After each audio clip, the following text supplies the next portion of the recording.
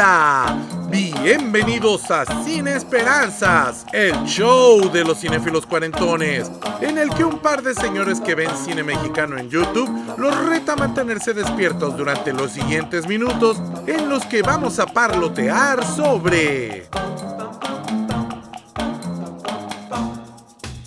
El Bruto de Luis Buñuel.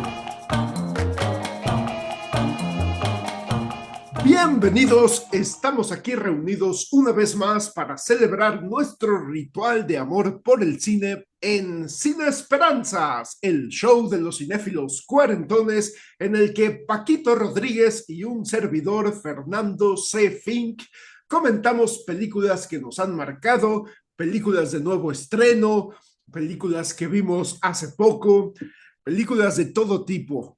El día de hoy vamos a continuar con nuestro ciclo dedicado al gran cineasta, el maestro Luis Buñuel. Y vamos a nos vamos a echar de reversa porque justamente, como lo comentó Paquito en el capítulo anterior dedicado a la película Él de 1953, Paquito se dio cuenta que nos habíamos saltado una esencial de la filmografía de Buñuel, que es El Bruto, que también se estrenó en 1953 y que es justo la película que hizo antes de hacer la película Él. Entonces no estamos tan descabellados porque ambas películas son del mismo año y la película Él tiene en su reparto ni más ni menos que a Pedro Armendáriz como el personaje protagónico. Su personaje también se llama Pedro y pues es un Pedro Armendáriz muy, pues relativamente joven. Eh, él tenía 40 y algo, como 40 años más o menos, cuando interpretó a este personaje de Pedro, mejor conocido como el Bruto. La película trata sobre un hombre rico, un hombre que vive en la Ciudad de México, un hombre adinerado, empresario, interpretado por Andrés Soler, un Andrés Soler ya grande, ya él sí, pues ya era un hombre, me parece, como de 60 y algo de años, aunque la película se ve más grande, pero sí, era un hombre de 60 y tantos años, que pues su personaje es el clásico burgués, el clásico rico dueño de una vecindad, dueño una casona vieja, grande, de esas que, pues que en aquellas épocas, en los años 50, las adaptaban para hacerlas, pues vecindades, literalmente, las adaptaban para que hubiera como micro casitas y pudiera rentarlas a personas con escasos recursos. Y pues la trama comienza cuando a este personaje, Andrés Cabrera, le ofrecen una buena cantidad de dinero. No recuerdo la cifra exacta, pero eran más de 100,000 pesos de aquella época por comprarle la propiedad para literalmente demolerla y hacer ahí pues una vivienda o no recuerdo bien si era vivienda o negocios, pero literalmente para hacerla con un nivel socioeconómico mayor. Me decía Paquito ayer que justamente en ese tiempo no se le conocía como gentrificación, pero pues que es un fenómeno que hoy en día se sigue dando. Entonces, Andrés Cabrera quiere sacar a los inquilinos de la vecindad. Sin embargo, ellos están al corriente de sus rentas. Ellos no hay motivo legal para sacarlos de ahí. Entonces, este personaje se ve se aboca a buscarle la manera de sacarlos de ahí de manera ilegal. Sin embargo, no cuenta con que los vecinos, liderados por un puñado de valientes, por decirlo así, pues se le están poniendo recios, se le están poniendo valientes y no se quieren salir. Entonces ahí es cuando entra el personaje protagónico, Pedro, el bruto, que es un empleado de Andrés Cabrera, trabaja en una carnicería suya y pues literalmente Andrés le dice, mira, yo te tengo un trabajo especial, solo que vas a tener que abandonar a tu familia, salirte de tu casa, venirte a vivir a mi casa, ahí en un cuarto de triques que tiene por ahí, y vas a amedrentar a estos cuatro líderes de la vecindad para que, pues para literalmente meterles miedo para que se vayan.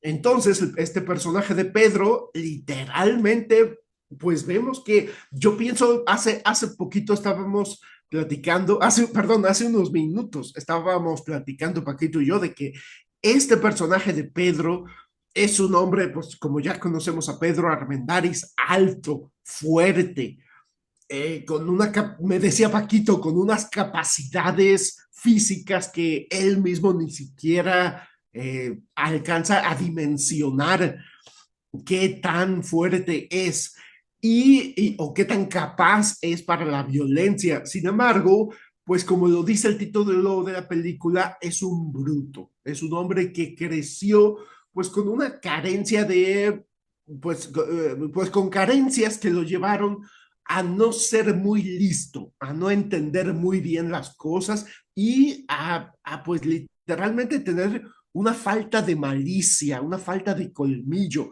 Entonces me decía Paquito, es un hombre de buen corazón, pero pues hace lo que le dice este hombre, su patrón, Andrés Cabrera, no solo porque le ofrece dinero y porque es su patrón, sino porque además Andrés lo crió,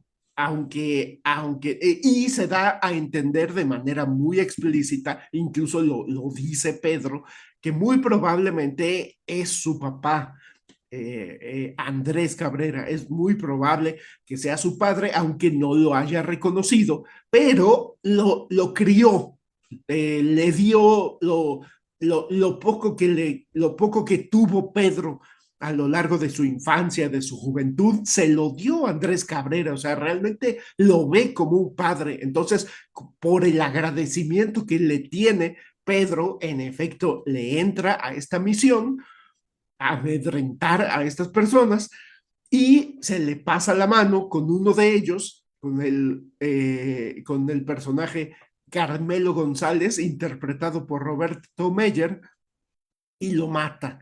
Entonces, eso complica las cosas. También complica las cosas que la esposa de Andrés Cabrera, interpretada por una excelente Katy Jurado, el personaje de Paloma, que es pues una mujer mucho más joven, evidentemente, que Andrés Cabrera, una mujer de estas que le llaman esposa trofeo, que ya vive infeliz, que ya vive totalmente desganada. Incluso ahí se ve como ya no tienen vida sexual, que siempre el pretexto de me duele la cabeza.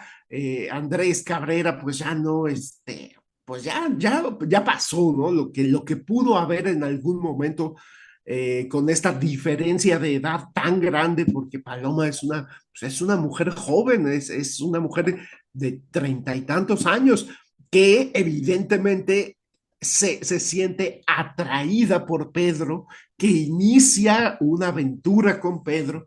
También otra cosa que complica la trama es que Pedro conoce a la hija de este hombre al que mató sin querer, que se le pasó la mano con un golpe, que estaba enfermo, Carmelo González, y lo mató sin querer. Y su hija, que es una muchacha muy joven, que es una chica, una hija de casa, una mujer evidentemente una señorita en toda la extensión de la palabra y con las connotaciones que tenía en esa época la palabra señorita, y también se enamora de ella. Entonces hay un triángulo amoroso por ahí. Y en general es un peliculón, es un verdadero peliculón, porque cada escena, cada personaje, cada momento, ya no les voy a contar más para no spoilear, pero básicamente de eso va la película, y hay mucha intriga, hay romance, hay despecho, hay sorpresas, hay mucha intensidad. Pero bueno, voy a reservar mis otros comentarios para mi segunda participación, y le voy a ceder el micrófono a mi compañero, hermano y amigo Paquito Rodríguez. ¿Tú cómo viste la película El Bruto? Hola Fernando, híjole, muchísimas gracias. Pues fíjense en que estábamos platicando fuera de micrófonos de que pues, Buñuel siempre ha sido mi director de cine favorito y yo pues vi mucho sus películas, sobre todo cuando era chamaco, cuando estaba adolescente.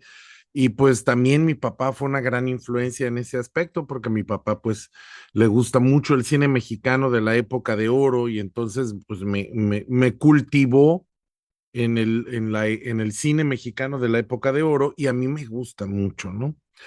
Pero resulta que como Carolina, mi esposa, no las ha visto, pues las hemos estado volviendo a ver para que ella las vea por primera vez conmigo y me voy dando cuenta que no las tengo tan frescas, que yo pensaba que las conocía muy bien porque además las vi muchas veces y leí sobre ellas y todo, pero cuando las vuelvo a ver resulta que no, que es como verlas por primera vez.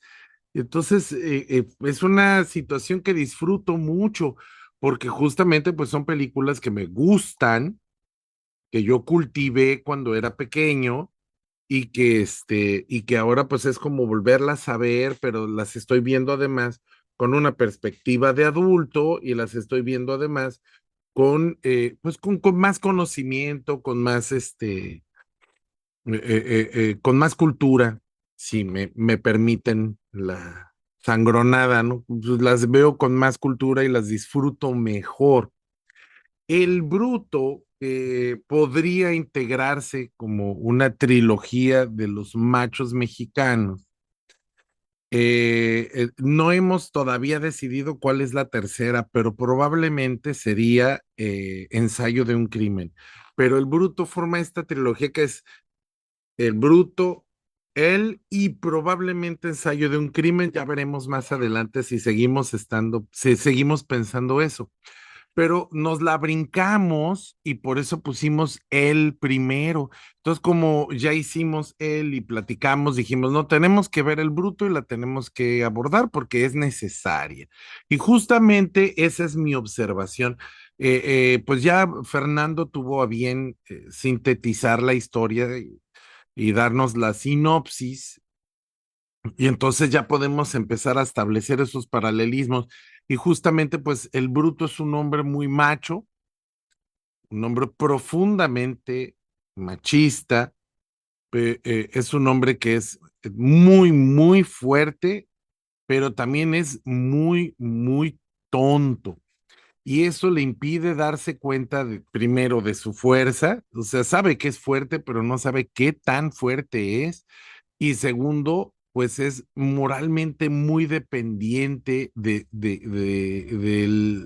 don Andrés, porque pues es su única figura paterna y es la única brújula moral que tiene, porque no tiene a nadie más.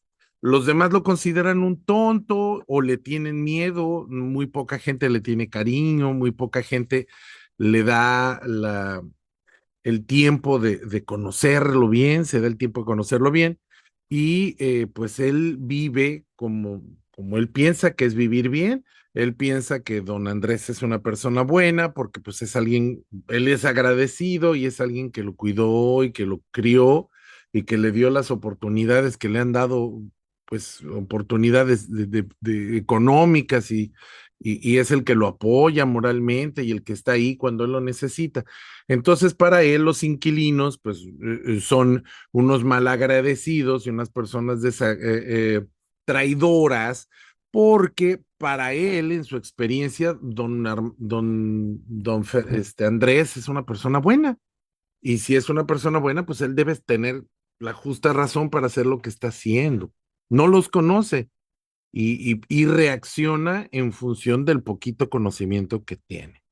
Entonces yo creo que esta película nos sirve para entender un poquito estos dos términos que utiliza la ética, que son los actos del hombre y los actos humanos. Y espero no decirlo mal porque me equivoco con frecuencia porque suenan muy parecidos, pero no son sinónimos. Tenemos en primer lugar todas esas acciones, todas esas decisiones que surgen del libre albedrío del hombre. Es decir, nuestras acciones responden a la razón, responden a una intención razonada con conocimiento de las consecuencias.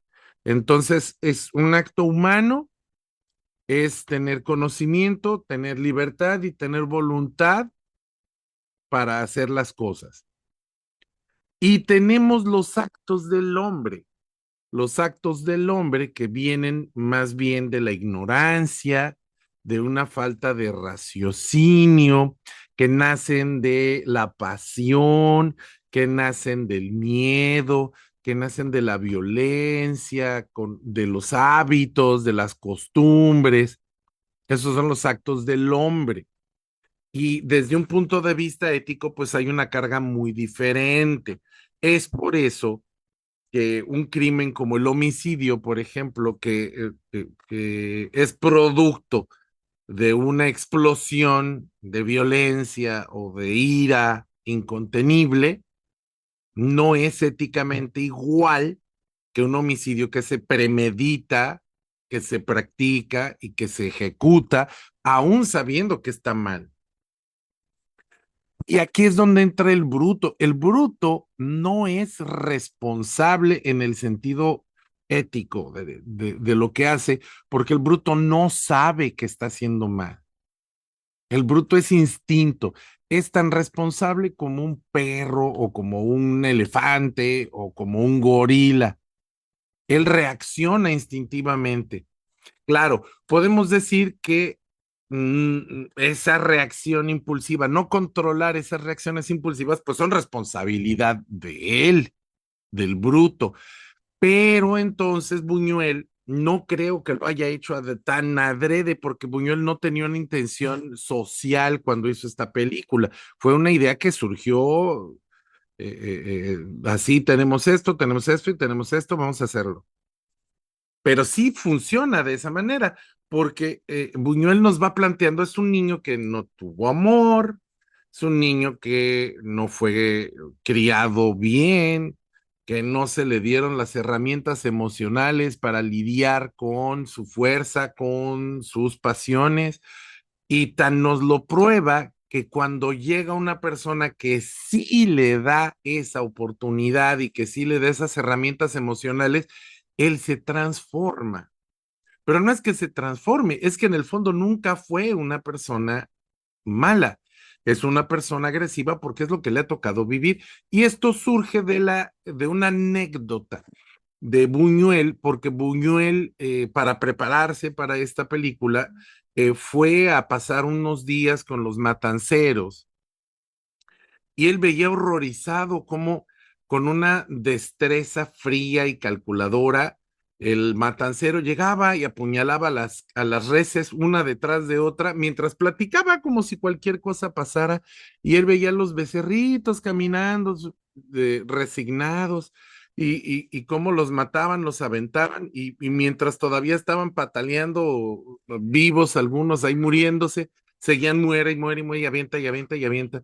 Y para Buñuel fue muy, muy crudo y muy muy desgarrador ver la frialdad de los matanceros para hacer este tipo de acciones y que eso lo inspiró para su personaje, no porque él piense que el bruto sea alguien real, o sea, él no inspiró al bruto a nadie, sino porque justamente piensa que pues, esto se puede retratar en el ser humano y justamente elegir a ese actor en ese papel fue una obra de, una magia en sí misma, porque don Pedro Armendáriz, el gran Pedro Armendáriz, que era un actor de primerísimo nivel, claro, pero era también un machista que pues eso le costó la vida, el machismo, porque él decidió que antes de convertirse en una carga para nadie y de perder su fuerza, su musculatura, su hombría, prefería irse por la puerta grande y por eso decidió terminar él solo con el problema. Pero justamente, pues Pedro Armendáriz tenía esta visión no tan machista. Es más, cuenta que fue un problema porque él no se quería poner las camisetas de manga corta que llevan los matanceros generalmente, pues porque se bañan en sangre. Y él decía que no, porque esas eran camisas que para homosexuales. Después hay una secuencia en la que él llega con un picayelo en la espalda y él le pide a Rosita Arenas que se lo quite y la línea decía, sácame eso de atrás. Y se negó a decirla porque decía atrás y que él no era homosexual. Entonces, por eso la línea queda en sácamelo. Pero así dice Buñuel que era una cosa ridícula de homofóbico que era este hombre. Claro, estamos en 1953, ¿no? Que eso era muy normalizado, lo que no significa que estuviera bien.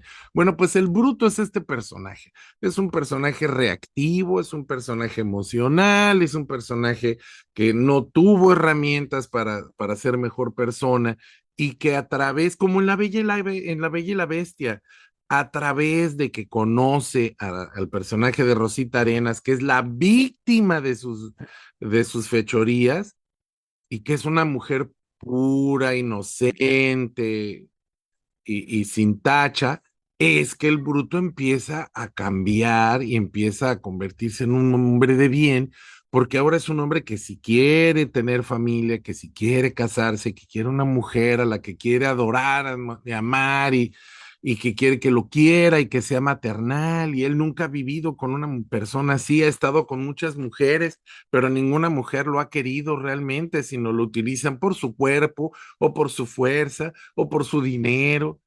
Entonces, eso es lo que lo transforma.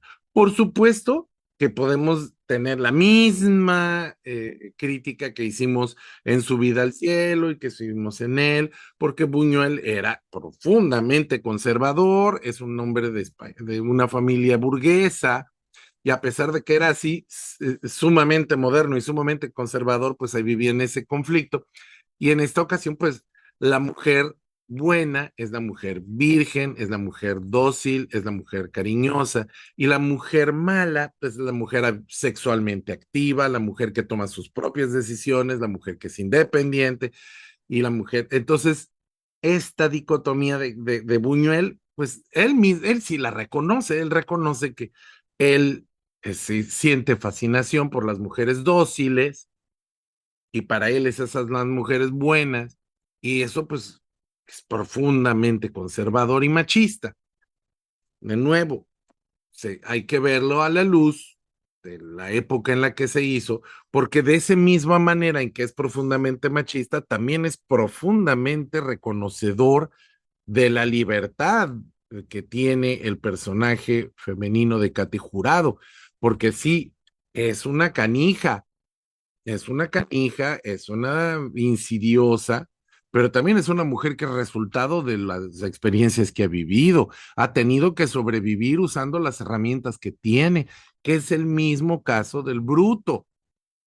El bruto es un salvaje porque ha tenido que utilizar su fuerza para sobrevivir y ella es una seductora porque ha tenido que utilizar su seducción para sobrevivir. Son personas que el medio las ha moldeado y que tienen podrían tener la oportunidad de redimirse siempre que la, la situación cambiase y no es así, aunque no sabemos, ¿no? Pero pues en el contexto que nos da el director no es así.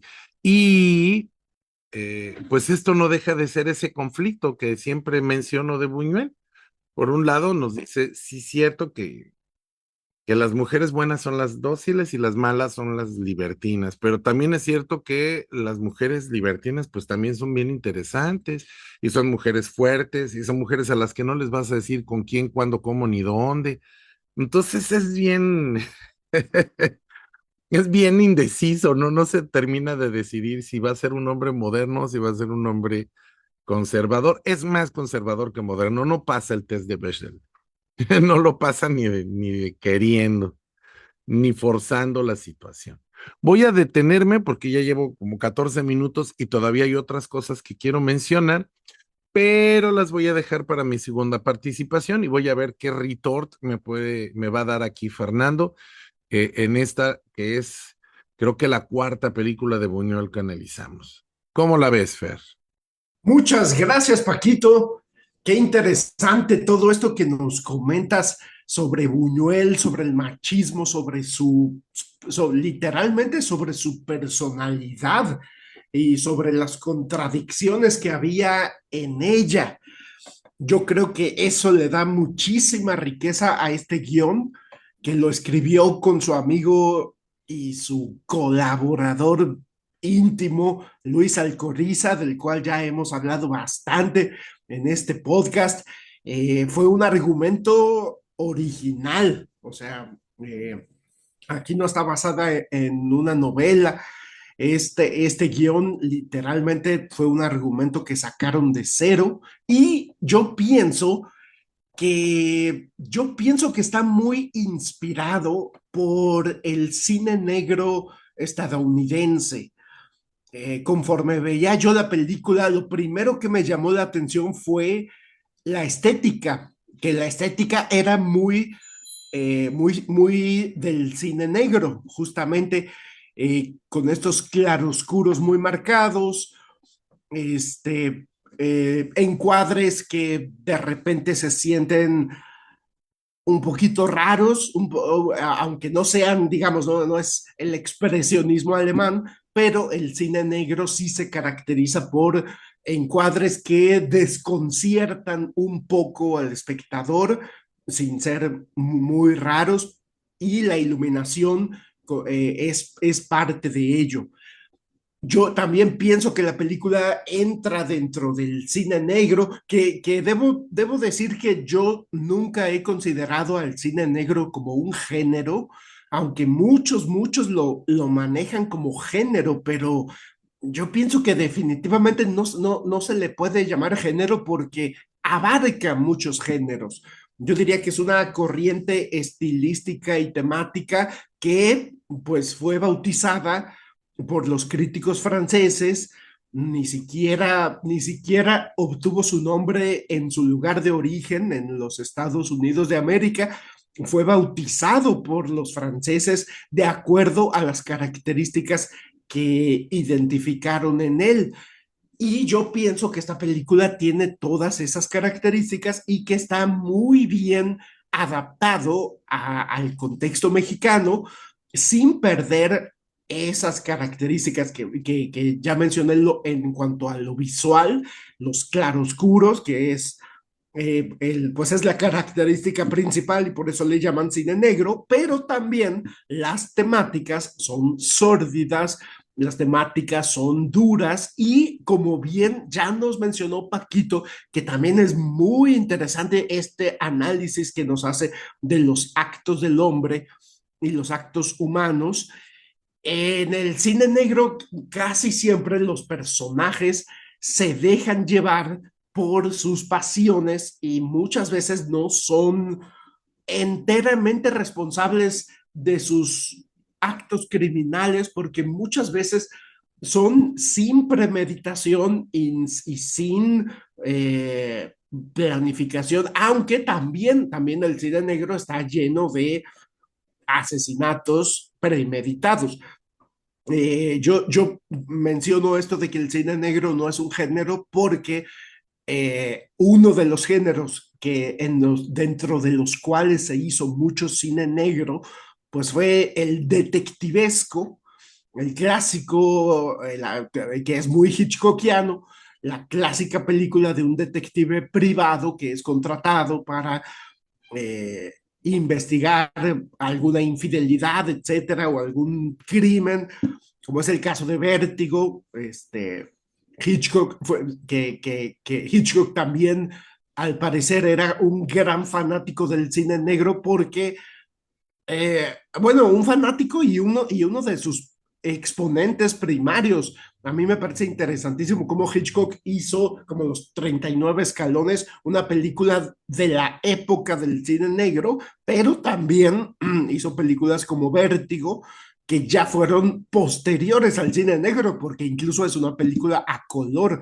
O sea, ya Hitchcock me parece que hizo tanto cine negro como cine neonegro, como de los ya más de los años 50, tirándole a los 60. Pero bueno, esta película del Bruto, le comentaba yo a Paquito hace poco que me gusta mucho porque creo yo que es el tipo de cine negro que más me gusta, que no es de detective privado, no es policíaco, de investigación policíaca, no es de un drama de criminales, la clásica película de mafia, no es una película de rateros, como por ejemplo como The Killing de Kubrick.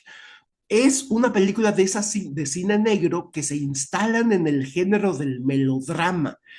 Y le decía yo a Paquito que esas son las que más me gustan, porque no hay policía, no hay ladrón, hay simplemente gente, como le llamarían, civiles. Son personas comunes y corrientes, pero eso no significa que no haya maldad, no significa que no haya, pues como justamente en el personaje de Andrés Soler, don Andrés Cabrera, hay maldad y, y hay también pasiones que se desbordan, justamente como hace Pedro. Hay una mujer fatal, que es el personaje de Katy Jurado, que como ya nos mencionó Paquito, pues este es este estereotipo de la mujer libertina que tampoco tuvo como, no, tampoco obtuvo los recursos emocionales en su crianza como para llevar una vida equilibrada, razonablemente equilibrada en lo emocional. Entonces también es una mujer que se deja desbordar por sus pasiones desde que conoce al Bruto. También es una mujer que muestra su carácter fuerte desde un principio, incluso cuando está coqueteando con el Bruto, lo hace desde un lugar muy agresivo.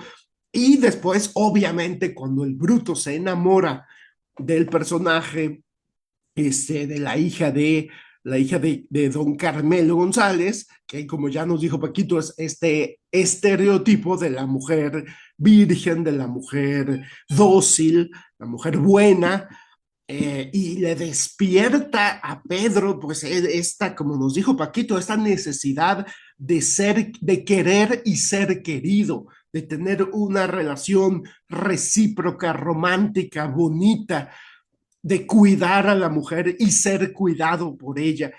Y los celos del personaje de Katy Jurado se desbordan de una manera sumamente violenta, sumamente vengativa, pero Pedro pues está enamorado y me parece interesante cómo se fue dando este proceso de enamoramiento, que tal vez ese sería como el único pero que le pongo a la película, sería como sentí que se fue un poquito por la vía rápida cuando viene escapando de unos, pues de estos inquilinos que se juntan para golpear a Pedro y que lo persiguen, y entonces él entra a la casa de Rosita Arenas, del personaje de Rosita Arenas, y rápidamente, primero la somete, primero incluso le tapa la boca y le dice, te voy a soltar, pero no grites. O sea, siento que estuvo bien como dentro de este término que me gusta utilizar, que es como la peliculandia, que es cuando la suspensión de la incredulidad se tiene que dar de manera un poquito acelerada por el bien de la trama. Y entonces pienso yo que tal vez se siente, para mi gusto, un poquito, como dicen en inglés, fast track, un poquito acelerado el enamoramiento de estos dos personajes, pero lo maneja muy bien Buñuel. Por eso digo que dentro del terreno de la peliculandia se suspende la incredulidad sin problema, sin mayor problema. Y sí me la creo que Pedro está enamorado, como en esa escena en la que les dice a sus amigos, ya me voy porque mi chaparrita, o no me acuerdo cómo le dice, me está esperando. Y ellos, pues primero lo tratan de humillarlo, de burlarse de él, y le dicen, ¿a poco tu mujer te pega? Y él les dice, es envidia lo que tienen ustedes. O sea, está verdaderamente enamorado. Como dice Paquito, está cambiando el personaje, se está descubriendo sentimientos que no sabía que tenía. Y eso lo hace, a mi parecer, más trágico. No voy a spoilear el final, pero por eso digo yo que el cine negro que más me gusta es el que entra en el género del melodrama, porque son pasiones desbordadas de personas comunes y corrientes, personas que se enamoran, personas que se obsesionan sexualmente, personas que tienen celos, personas que son aborazadas o digamos, el personaje de Andrés Soler podría llamar mezquino, son literalmente pasiones humanas desbordadas que terminan en tragedia.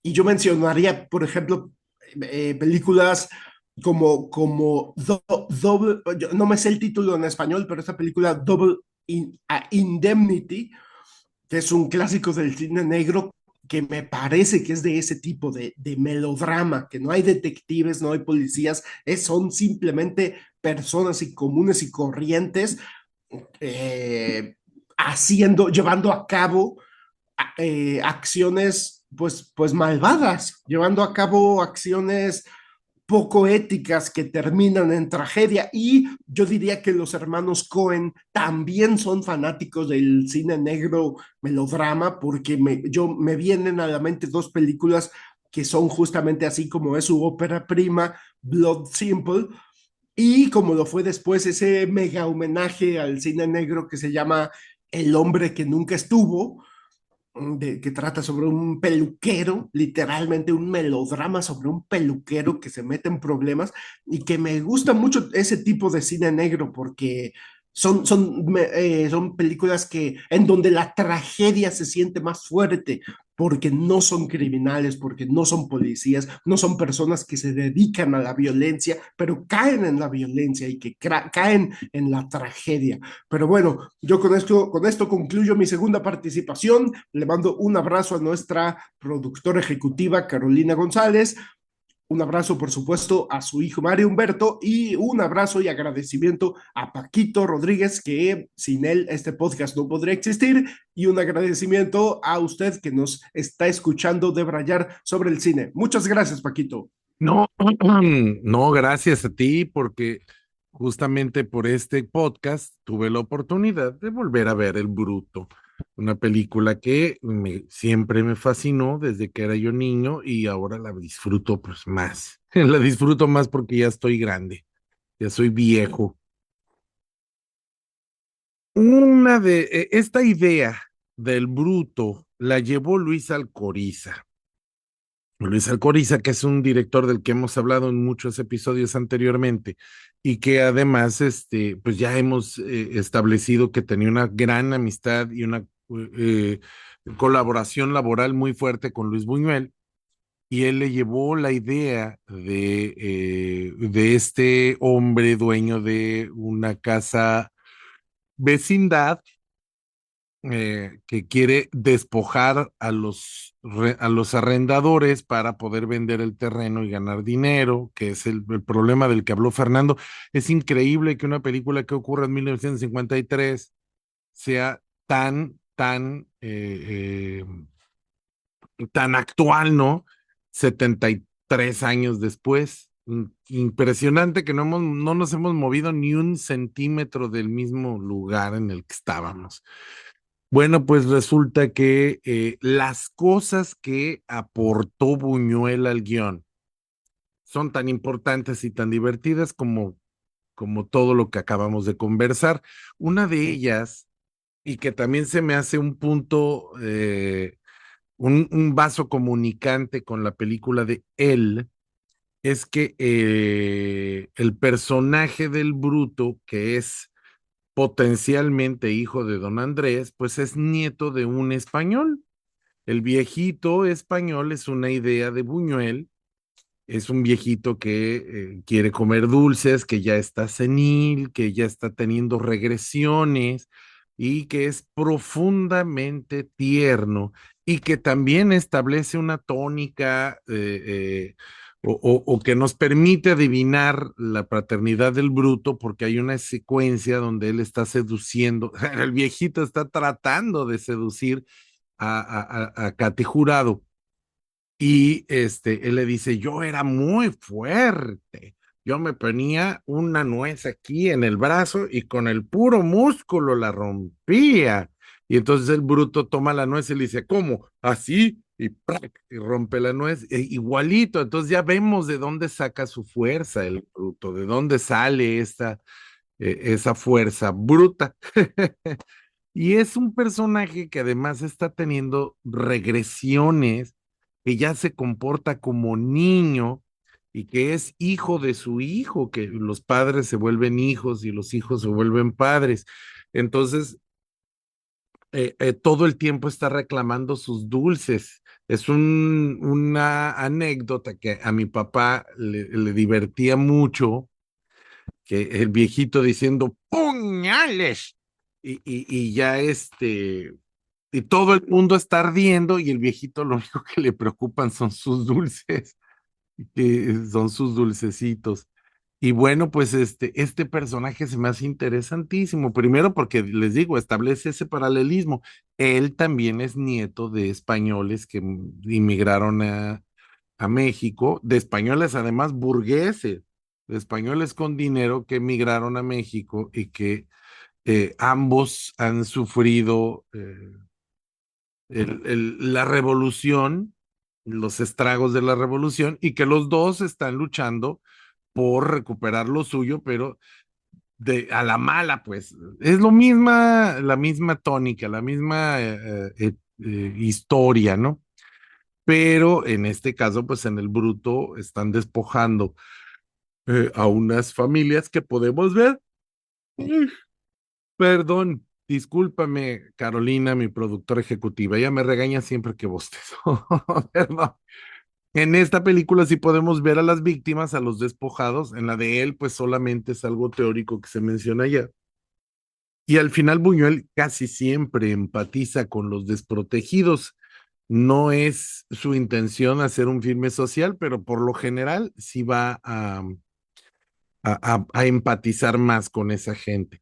Por otro lado, también es idea de Buñuel una secuencia en la que el personaje de Katy Jurado está en shock y de repente se le queda viendo a un gallo y ella ve al gallo con horror, con desagrado, con miedo y es una secuencia muy onírica, típica de Buñuel, es un gancho clásico de Buñuel incluir gallos o gallinas, que Buñuel decía que para él era un animal aterrador, monstruoso, demoníaco, que es un animal que le provocaba desazón y que las pone sin ninguna intención, siempre han sido improvisaciones y que a él lo que le gusta es que al público le despierten cosas, que es un poquito algo que va a transmitir a otros directores un poco más modernos, como por ejemplo a David Lynch,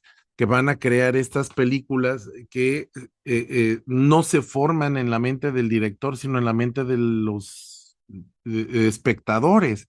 Son películas que se van construyendo no a partir de una razón dramática, sino a partir de una razón estética y que van provocando, el drama se va construyendo ya en la mente del espectador, no en el guión. Y son cosas que se me hace, esos dos detalles, el del español y el del gallo, se me hacen sumamente artísticos y que denotan en Buñuel, pues un primero, el reconocimiento de su posición como extranjero, pero al mismo tiempo también denotan un profundo conocimiento del arte y de la expresión y del lenguaje cinematográfico.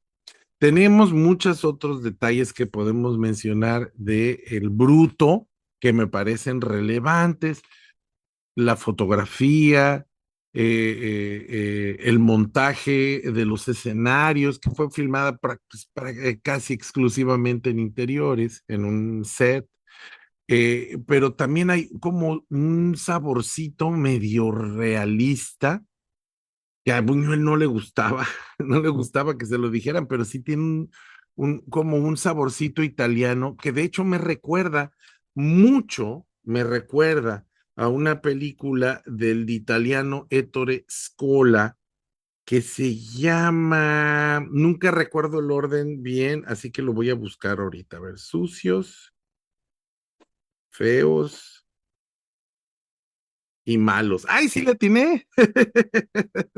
Sí, perdón, siempre se me olvida en qué orden van. Sucios, feos y malos de Ettore Scola, que es una película, pues hasta eso tiene ahí sus similitudes, pero que en el que la pobreza se retrata de una forma muy cruda. Y a él se le critica mucho que retrata un México lumpen, le llaman, con una estética sucia, que saca a los pobres como unos vividores, como unos mantenidos. Y Buñuel se defendía y decía, no, no, no, no, no. Hay pobres que son mantenidos, hay pobres que son sucios, pero no todos los pobres son sucios y no todos los pobres son mantenidos.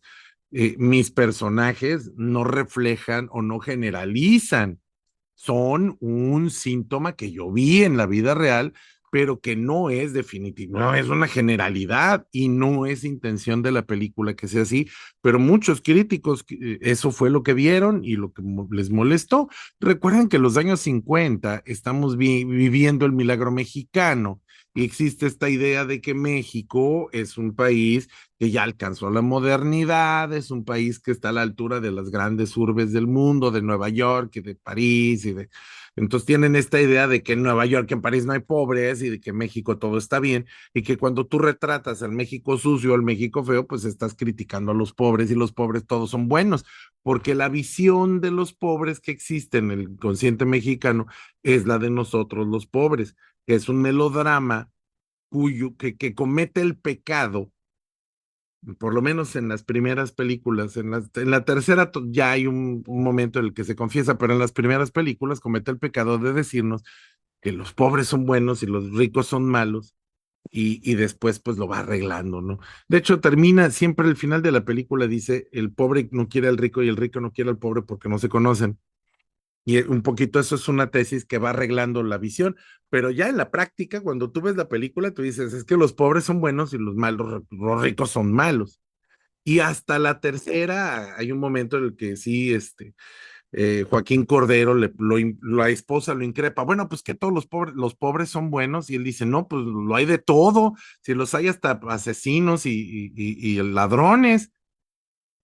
Entonces, un poquito se trata de arreglar esa visión, pero en general, la rúbrica de los años 50, de los años 60, era que los pobres son buenos porque son el pueblo, y el pueblo es bueno, y el pueblo no se equivoca. Y Buñuel nos dice, oye, no, pues si hay pobres buenos, y hay pobres malos, y hay pobres cochinos, y hay pobres limpios, y hay pobres o sea, hay de todo, hay de todo. Bueno, el punto es que es un peliculón. A mí mi favorita seguirá siempre siendo Los Olvidados, pero El Bruto también es una de las fuertes de mis películas queridas y pues también es una de las mejores películas de Pedro Armendáriz, una de las mejores interpretaciones más honestas de don Pedro Armendáriz. Voy a cerrar estos diálogos, esta conversación con un saludo y un abrazo a todos los sospechosos comunes que nos escuchan, a los de siempre, a las personas que llegan por primera vez y que nos dan la oportunidad. Sabemos que un podcast de audio no es moderno, que la gente está acostumbrado a que haya imagen, a que haya video, a que haya postproducción y algo así como la radio, algo como 100% audio, pues no es tan popular y aún así ha habido muchos que nos han dado esa oportunidad porque tenemos muchas vistas que no son de amigos, tenemos visitas de otros países, algunos países ni siquiera hablan español como lengua nativa y a mí eso me llena de motivación porque aunque tengamos muy poquitos escuchas, esos son escuchas que pues les interesa nuestros temas y eso quiere decir que son amistades que tenemos potenciales en todo el mundo. También a mis amigos, a los que han sido leales y que han sido nobles y que han querido echarse este podcast, aun cuando hablemos de películas que a lo mejor no siempre les gustan, pues también se los agradecemos. Cómo olvidar a Briseidi, y a toda su familia. Le mando un saludo, por supuesto, a Fernando Rivero, que no es tan constante, pero siempre se pone al corriente y eso se lo agradezco. También le quiero agradecer a Abraham González, a Isaac González, a Víctor Domínguez, mi hermanito del alma, que también es una gran motivación y a quien le mando un abrazo y un saludo. A mi papá, Cuauhtémoc Rodríguez, que fue el que me inculcó el cine desde que era yo muy pequeño y a quien le debo mi pasión. A mi hermana y a mi familia que pues ahí me apoyan, me escuchan y platican y conversan conmigo, a Omar López, que es un gran filósofo y que pues nunca nos comenta nada, pero igual yo le sigo insistiendo que a ver cuándo nos da el placer de su visita.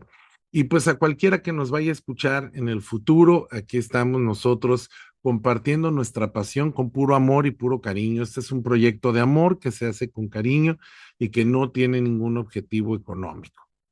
Le voy a devolver el micrófono a Fernando para que dé su despedida y reitero el agradecimiento. Nos vemos pronto. Muchas gracias, Paquito.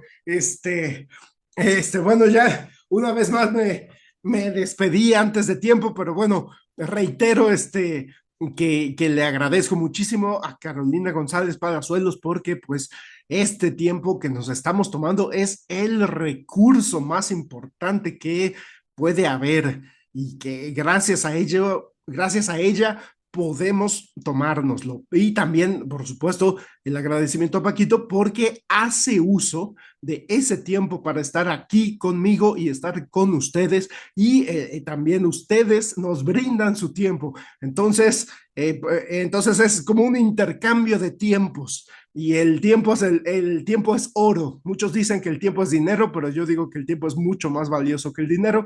El tiempo es oro. Pues muchas gracias. Yo soy Fernando Sefing y nos vemos hasta la próxima.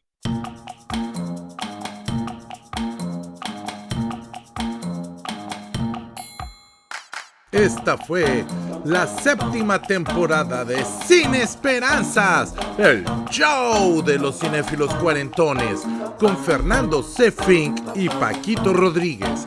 Puedes escucharnos en nuestra página de Facebook, nuestro canal de YouTube y también en Spotify.